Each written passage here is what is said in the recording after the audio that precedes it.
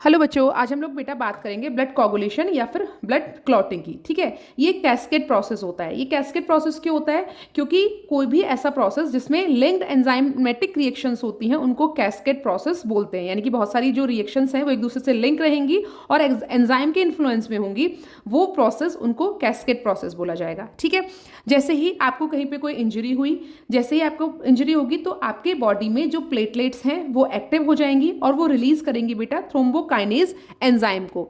और ये जो थ्रोम्बोकाइनेज एंजाइम है ये कैल्शियम आयन की प्रेजेंस में क्या करेगा, जो प्रोथ्रोम्बिन आप प्रोटीन है आपके प्लाज्मा में होगी, इनएक्टिव फॉर्म में रहती है, उसको वो एक्टिव थ्रोम्बिन प्रोटीन में कन्वर्ट कर देगा। इसी के साथ साथ जो फाइब्रिनोजन है इनएक्टिव फॉर्म में आपके प्लाज्मा में प्रेजेंट है वो भी एक्टिव फाइब्रिन प्रोटीन में बदल जाएगा। और ये जो फाइब्रिन है बेटा ये फाइब्रस स्ट्रक्चर है और ये मैश्ड लाइक स्ट्रक्चर, जैसे कोई चीज़ बहुत ज़्यादा फाइबर एक जगह इकट्ठे हो जाते हैं वैसे ही इकट्ठे हो जाएंगे। कहाँ पे? जहाँ पे आपको बुंड चोट लगी है, बुंड बना हुआ है। ठीक है, और एक क्लॉट का फॉर्मेशन कर लेंगे। तो क्लॉट क्या हो गया?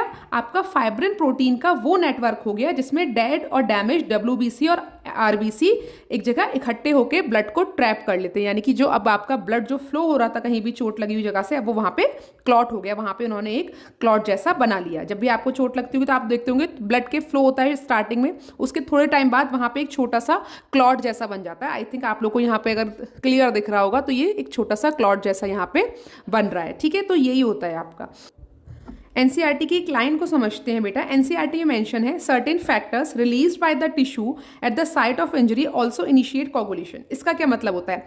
यानी कि आपको अगर कहीं पे भी चोट लग जाती है तो उस जो डैमेज जो आपका चोट लगा वाला जो टिश्यूज हैं वो भी कुछ ऐसे एंजाइम को रिलीज करेंगे जो थ्रोम्बोप्लास्टिन को एसिलेट करता है ताकि वो थ्रोम्बोकाइनेज को एक्टिव कर सके। और थ्रोम्बोकाइनेज एक्टिव होगा तो वो प्रोथ्रोम्बिन इनएक्टिव प्रोटीन को एक्टिव थ्रोम्बिन में बदलेगा और फाइब्रिनोजन जो इनएक्टिव प्रोटीन है उसको भी एक्टिव फाइब्रिन में बदलेगा जो क्लॉट का फॉर्मेशन करता है। ठीक है, आई होप आप लोग को समझ में आएगा। मिलते हैं next topic next video. Bye bye.